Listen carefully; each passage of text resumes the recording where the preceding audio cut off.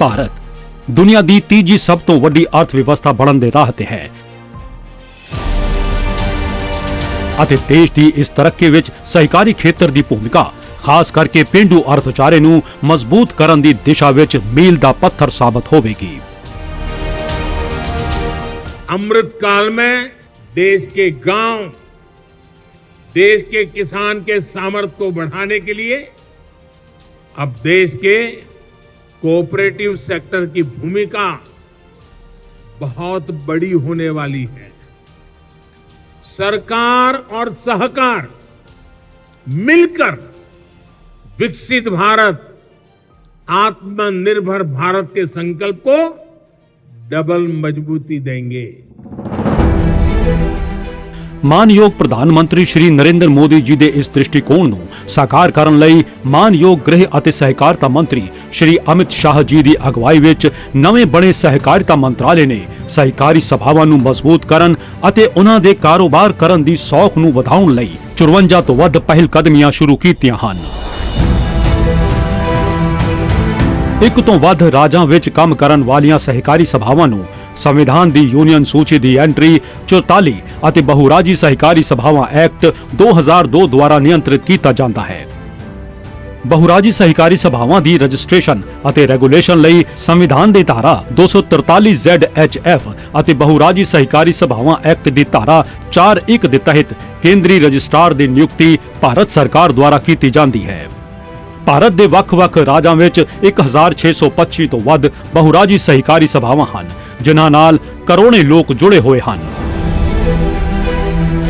ਬਹੁਰਾਜੀ ਸਹਿਕਾਰੀ ਸਭਾਵਾਂ ਨੂੰ ਉਤਸ਼ਾਹਿਤ ਕਰਨ ਲਈ ਮਾਨਯੋਗ ਗ੍ਰਹਿ ਅਤੇ ਸਹਿਕਾਰਤਾ ਮੰਤਰੀ ਜੀ ਦੀ ਅਗਵਾਈ ਹੇਠ ਕਈ ਮਹੱਤਵਪੂਰਨ ਕਦਮ ਚੁੱਕੇ ਗਏ ਹਨ। ਕੇਂਦਰੀ ਰਜਿਸਟਰਾਰ ਦਫ਼ਤਰ ਦਾ ਕੰਪਿਊਟਰੀਕਰਨ ਇਸੇ ਲੜੀ ਦਾ ਇੱਕ ਅਹਿਮ ਕਦਮ ਹੈ। ਇਸ ਤਹਿਤ ਦਫ਼ਤਰ ਵੱਲੋਂ ਬਹੁਰਾਜੀ ਸਹਿਕਾਰੀ ਸਭਾਵਾਂ ਦੀ ਰਜਿਸਟ੍ਰੇਸ਼ਨ ਅਤੇ ਆਦਾਨ ਪ੍ਰਦਾਨ ਲਈ ਇੱਕ ਏਕੀਕ੍ਰਿਤ ਪੋਰਟਲ ਮਾਨਯੋਗ ਗ੍ਰਹਿ ਅਤੇ ਸਹਿਕਾਰਤਾ ਮੰਤਰੀ ਵੱਲੋਂ 6 ਅਗਸਤ ਨੂੰ ਲਾਂਚ ਕੀਤਾ ਗਿਆ ਸੀ। मल्टी स्टेट कोऑपरेटिव समितियों की देखभाल करने वाला सेंट्रल रजिस्ट्रार की ऑफिस का पूरा सिस्टम CRCS का कार्यक्रम आज से पूर्णतया डिजिटल हो रहा है। अब कोई भी मल्टी स्टेट कोऑपरेटिव सोसाइटी को अपनी ब्रांच बढ़ानी है, दूसरे राज्य में जाना है, अपना ऑडिटेड बैलेंस शीट फाइल करना है, अपनी रिपोर्ट भेजनी है, किसी भी चीज के लिए कहीं पर जाने की जरूरत नहीं है।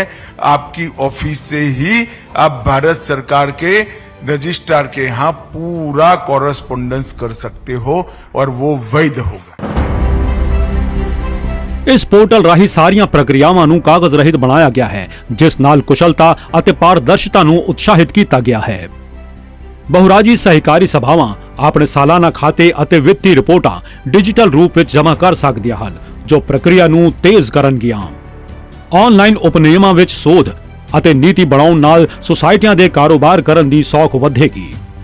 ਸੌਫਟਵੇਅਰ ਰਾਹੀਂ ਬਹੁਰਾਜੀ ਸਹਿਕਾਰੀ ਸਭਾਵਾਂ ਐਕਟ ਦੇ ਨਿਯਮਾਂ ਦੀ ਆਪਣੇ ਆਪ ਪਾਲਣਾ ਹੋਵੇਗੀ। ਬਹੁਰਾਜੀ ਸਹਿਕਾਰੀ ਸਭਾਵਾਂ ਦੇ ਮੈਂਬਰਾਂ ਦੇ ਹਿੱਤਾਂ ਦੀ ਰਾਖੀ ਲਈ ਇੱਕ ਮਹੱਤਵਪੂਰਨ ਕਦਮ ਸਹਾਰਾ ਸਮੂਹ ਦੀ 4 ਬਹੁਰਾਜੀ ਸਹਿਕਾਰੀ ਸਭਾਵਾਂ ਦੇ ਜਮ੍ਹਾਂਕਰਤਾਵਾਂ ਨੂੰ ਉਹਨਾਂ ਦੀਆਂ ਜਮ੍ਹਾਂ ਰਕਮਾਂ ਦੇ ਭੁਗਤਾਨ ਲਈ ਮਿਤੀ 18 ਜੁਲਾਈ 2023 ਨੂੰ ਇੱਕ ਆਨਲਾਈਨ ਡਿਜੀਟਲ ਪੋਰਟਲ CRCS ਸਹਾਰਾ ਰਿਫੰਡ ਪੋਰਟਲ ਦਾ ਮਾਨਯੋਗ ਗ੍ਰਹਿ ਅਤੇ ਸਹਿਕਾਰਤਾ ਮੰਤਰੀ ਜੀ ਵੱਲੋਂ ਉਦਘਾਟਨ ਕੀਤਾ ਗਿਆ ਹੈ। ਬਹੁਰਾਜੀ ਸਹਿਕਾਰੀ ਸਭਾਵਾਂ ਦੇ ਪ੍ਰਬੰਧਨ ਦੇ ਸਸ਼ਕਤੀਕਰਨ ਲਈ ਬਹੁਰਾਜੀ ਸਰਕਾਰੀ ਸਭਾਵਾਂ ਸੋਧ ਐਕਟ 2023 ਇੱਕ ਮਹੱਤਵਪੂਰਨ ਕਦਮ ਹੈ ਜੋ ਕਿ 3 ਅਗਸਤ 2023 ਦੀ ਨੋਟੀਫਿਕੇਸ਼ਨ ਰਾਹੀਂ ਲਾਗੂ ਹੋ ਗਿਆ ਹੈ ਜਿਸ ਦੇ ਮੁੱਖ ਨੁਕਤੇ ਇਸ ਤਰ੍ਹਾਂ ਹਨ। ਬਹੁਰਾਜੀ ਸਹਿਕਾਰੀ ਸਭਾਵਾਂ ਐਕਟ ਵਿੱਚ 97ਵੀਂ ਸੰਵਿਧਾਨ ਸੋਧ ਦੇ ਉਪਬੰਧਾਂ ਨੂੰ ਸ਼ਾਮਲ ਕਰਨਾ, ਚੋਣ ਸੁਧਾਰ ਜਿਸ ਦੇ ਤਹਿਤ ਸਮੇਂ ਸਿਰ ਅਤੇ ਨਿਰਪੱਖ ਚੋਣਾਂ ਕਰਵਾਉਣ ਲਈ ਚੋਣ ਅਥਾਰਟੀ ਦੀ ਸਥਾਪਨਾ ਕੀਤੀ ਗਈ ਹੈ। ਬੋਰਡ ਦੇ ਢਾਂਚੇ ਅਤੇ ਮੈਂਬਰਸ਼ਿਪ ਵਿੱਚ ਸੁਧਾਰ ਕਰਕੇ ਹਰ ਕਮੇਟੀ ਵਿੱਚ ਇੱਕ ਸੂਚਨਾ ਅਧਿਕਾਰੀ ਨਿਯੁਕਤ ਕੀਤਾ ਗਿਆ ਹੈ। ਪ੍ਰਸ਼ਾਸਨ ਅਤੇ ਨਿਗਰਾਨੀ ਪ੍ਰਣਾਲੀ ਨੂੰ ਮਜ਼ਬੂਤ ਕਰਨ ਲਈ ਇੱਕ ਸਹਿਕਾਰੀ ਲੋਕਪਾਲ ਵੀ ਨਿਯੁਕਤ ਕੀਤਾ ਜਾ ਰਿਹਾ ਹੈ। ਕਾਰੋਬਾਰ ਕਰਨ ਵਿੱਚ ਆਸਾਨੀ ਅਤੇ ਵਿੱਤ ਦੇ ਆਡਿਟ ਲਈ ਕੇਂਦਰੀ ਰਜਿਸਟਰਾਰ ਦੁਆਰਾ ਆਡੀਟਰਾਂ ਦਾ ਇੱਕ ਪੈਨਲ ਗਠਿਤ ਕੀਤਾ ਗਿਆ ਹੈ। ਸਹਿਕਾਰੀ ਸਿੱਖਿਆ ਫੰਡ ਨੂੰ ਇਕੱਠਾ ਕਰਨ, ਪ੍ਰਬੰਧ ਅਤੇ ਵਰਤੋਂ ਲਈ ਵੀ ਕਈ ਸੁਧਾਰ ਕੀਤੇ ਗਏ ਹਨ। ਬਹੁਰਾਜੀ ਸਹਿਕਾਰੀ ਸਭਾਵਾਂ ਸੋਧ ਨਿਯਮ 2023 ਨੂੰ ਵੀ ਐਕਟ ਦੇ ਲਾਗੂ ਹੋਣ ਦੇ 24 ਘੰਟਿਆਂ ਦੇ ਅੰਦਰ ਭਾਵ 4 ਅਗਸਤ 2023 ਨੂੰ ਅਧਿਸੂਚਿਤ ਕਰ ਦਿੱਤਾ ਗਿਆ ਹੈ। देखिए एफिशिएंसी क्या होती है। 2 तारीख को कानून पारित हो गया, राष्ट्रपति महोदय की साइन हो गई, इसका नोटिफिकेशन निकल गया और 4 तारीख को उसका रूल्स का भी नोटिफिकेशन निकल गया। ਕੇਂਦਰੀ ਰਜਿਸਟਰਾਰ ਦੇ ਦਫ਼ਤਰ ਨੂੰ ਹੋਰ ਕੁਸ਼ਲ ਬਣਾਉਣ ਲਈ 32 ਤਕਨੀਕੀ ਅਸਾਮੀਆਂ ਬਣਾਈਆਂ ਗਈਆਂ ਹਨ। ਇਨ੍ਹਾਂ ਸੁਸਾਇਟੀਆਂ ਦੇ ਬਿਹਤਰ ਪ੍ਰਬੰਧਨ ਲਈ ਕੇਂਦਰੀ ਰਜਿਸਟਰਾਰ ਦਾ ਨਵਾਂ ਦਫ਼ਤਰ ਬਣਾਇਆ ਗਿਆ ਹੈ, ਜੋ ਆਧੁਨਿਕ ਤਕਨਾਲੋਜੀ ਅਤੇ ਅਤੀ ਆਧੁਨਿਕ ਪ੍ਰਣਾਲੀਆਂ ਨਾਲ ਲੈਸ ਹੈ। ਇਹ ਯਤਨ ਸਹਿਯੋਗ ਰਾਹੀਂ ਖੁਸ਼ਹਾਲੀ ਦੇ ਸੁਪਨੇ ਨੂੰ ਸਾਕਾਰ ਕਰਨ ਵੱਲ ਵੱਡੇ ਕਦਮ ਸਾਬਤ ਹੋਣਗੇ। ਵਧੇਰੇ ਜਾਣਕਾਰੀ ਲਈ crcs.gov.in ਤੇ ਲੌਗਇਨ ਕਰੋ।